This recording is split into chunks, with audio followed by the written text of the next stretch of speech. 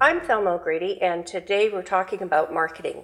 We're going to talk about 3 things to do with marketing. The first being, how do you self-promote? The second, how do you maintain client relations? And last, how do you measure your success? Today with me, I have 2 panelists. At the far end is Lori Matheson. Lori is with Dentons here in Vancouver. She's the managing partner, and her area of practice is tax. Welcome, Lori. Thank you. Next to Lori is Emma MacArthur. She is an associate with Ferris & Company in Victoria, and her area of practice is estate planning and administration. Welcome, Emma. Thank you. We're going to talk about marketing and under 3 headings. The first one being how to self-promote. The second, how to maintain client relationships. And last, how to measure your marketing success. So let's start with talking about self-promotion, both internally and externally to the firm. And let's look at it in terms of the practice, the seniority at the bar. So start, I think, as a junior, the first 2 to 5 years of your practice. And Emma, what do you find to be the most important things that you should be doing at that stage in your career?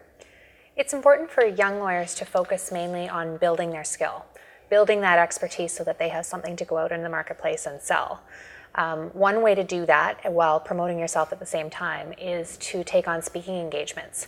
It's an opportunity to learn a lot about a topic. Hopefully you're the person in the room that knows the most about that topic on the day you're speaking. So deepening your knowledge in your practice area. But it's also giving you the opportunity to put your face out there, raise your profile, and show people that you know a lot about that area of the law. And specifically, if there's a new case comes out, there's changes to the legislation, that's an opportunity for you to be on the cutting edge of that particular topic and out there speaking on it, even as a young lawyer. Great. Lori, I believe you found speaking to be a very worthwhile thing as a junior. And how did you promote yourself in your early career using that? No, that's absolutely true. Early in my career, I really stretched myself and really took the opportunity to develop the skill of speaking and the confidence of being in front of a room of people. And I did that in part by taking on a course teaching at UBC where I could practice teaching to students and thereby get some confidence and feel more comfortable in front of a room of people. And then when I had an opportunity to speak to professionals, it was a lot easier. So early in your career, it's really important to find opportunities to really stretch yourself and develop those skills you may not already have. Also, it's important to be strategic in terms of the opportunities you do take on. And you don't necessarily have to say yes to every opportunity. If you're not going to be recognized for an opportunity or have your name on promotional materials, for example, you might want to say no. Good advice. Emma, any other suggestions you would have for lawyers in the early stages of their career? Promoting yourself internally is really important too. So taking the opportunity to get to know as many of the partners and lawyers in your firm as you possibly can. A lot of your work as a young lawyer is going to come internally to you. Referrals from other practice groups, senior lawyers in your own group.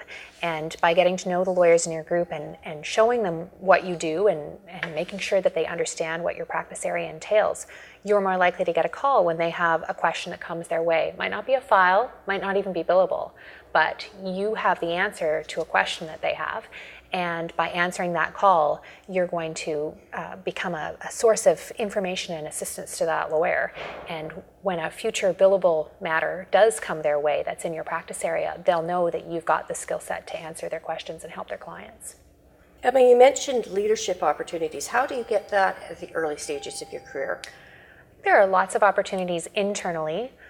By taking on projects within your own practice group, leading practice group meetings, and externally you can join the executive of your local CBA section in your practice area. It's a good opportunity to get to know people in your practice area. Lots of senior people attend the section meetings just by rote. They're always there, and you're going to raise your profile with those people. Great. Lori, I think you've used the term being open for business. Can you explain that to us? Yes, I can't tell you how many lawyers constantly walk around talking about how busy they are. And people are less inclined to send work to a colleague if all they think of is that they are too busy. So it's really important to communicate to your peers that you are open for business, you want to take on files, you're keen to take on files, and you want that work. And so be mindful of how you present yourself within the firm and as well as outside the firm. We hear a lot about sponsors and champions. Emma, what's that about? I was lucky enough at the beginning of my career to have a senior lawyer in my practice group that took the time to train and mentor me and teach me about business development. She got me my first speaking engagements. She encouraged me to join and attend my CBA section meetings and join the executive.